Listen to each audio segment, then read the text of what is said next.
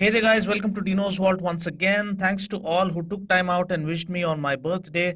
You guys make me who I am today, and it is your constant love and support that gives me strength to take up new challenges as the days go by. So today I'm back to my regular schedule reviewing stuff. Just as I promised during my Ray ZR non-disc variant review, now I give you my Ray ZR disc variant review. Everything remains the same but for the obvious addition of a 170 front disc brake. Now, do we need a disc brake on a scooter would be the first question. I did try and test out whether having a front disc truly increases the efficacy of the vehicle's overall braking performance, and I'll share that info later on in this video. We also get two exclusive colors for the disc brake variants, which means we don't get these two colors in the non-disc range, I believe. First, of course, is the matte green or battle green color, which we have already seen on the FZ range. The other one is the Fizz white color, which also looks equally attractive. You can check out my review of the non-disc variants by clicking on the link appearing on the screen currently. You can also find the link in the description portion below. In the older video, I have covered both the Maverick blue and the Rooster red colors. Looking at the scooter's design, we currently have only two other moto scooter models in our market as of now. One is the Honda Dio and the other is the Ray Z or the Ray Z. Looking at the differences between the Ray Z and the Ray ZR, dimensions wise, length of the ZR is surprisingly down by 15 Width is up by 15 obviously because the ZR looks slightly broader than the Ray Z. Overall height is also up by 25 and as a result, the seat height is up by 15 for the ZR. Ground clearance also sees a marginal increase of 2 for the ZR. Weight-wise, the Ray ZR disc variant is just 1 kg heavier because of the added weight of the disc brake components. We do get tubeless tires and 10-inch wheels for both the scooters. Everything else, including the engine displacement, power and torque figures, pretty much remain the same for both the scooters. Design-wise, the scooter looks new age, radical and futuristic. I like the well-sculpted front mask with the blackened visor, which looks sharp and edgy. The entire body of the bike is heavily worked upon. There are sharp cuts and creases all over, which thoroughly underscore the bike's sporty character. I like the amount of detailing that has gone into designing the scooter, right from the front fender design to the rising air tail grab bar design found at the back.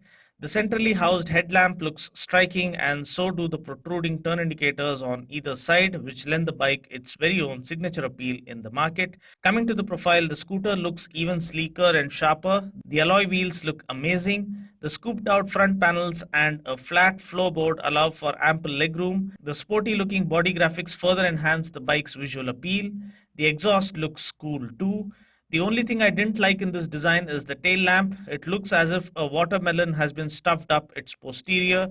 A split tail lamp would have looked much better in my opinion. The seat is nice and spacious for both the rider as well as the pillion. The switches are of good quality, but we don't get a high beam flasher. The speedo is all analog and we do get a speedometer, odometer and a fuel gauge. Talking about the engine specs, powering the Ray ZR is the same 113cc blue core engine found on the Ray Z. Here it puts out 7.2 PS of max power at 7500 rpm and 8.1 Newton meters of torque at 5000 rpm. The engine is nice and refined and responsive. It offers decent fun and pulling power for a scooter in its class. The engine features Yamaha's Blue Core technology, which ensures smoother acceleration and better pickup. We get a BS24 carburetor with a throttle position sensor, which in combination with the CVT unit offers decent performance, reasonably good mileage, and cleaner emissions. Talking about the brakes, we get a 170 disc up front and 130 drum brake at the back. Now the front disc is effective in reducing the braking distance. It works amazingly well and offers good feedback, and I believe it is worth the extra money. The suspension is not too stiff nor too soft. It strikes kind of a perfect balance between the two, which is great. We get 10-inch wheels with 90 by 100 tubeless tires at both ends. Ground clearance is 130 which means we need to watch out for those speed breakers. Underseat storage is 21 liters, which I believe is class leading, and we can also fit in a full face helmet, as you can see clearly in this video clip right here. Seat height is 775 which shouldn't be a problem for shorter riders, I guess. Fuel tank capacity is 5.2 liters. Mileage claim is 66 kmpl, but anything around 50 to 55 kmpl should be more than acceptable in my opinion. Ex-showroom price here in Hyderabad for the Yamaha Ray ZR disc variant is rupees 58,295.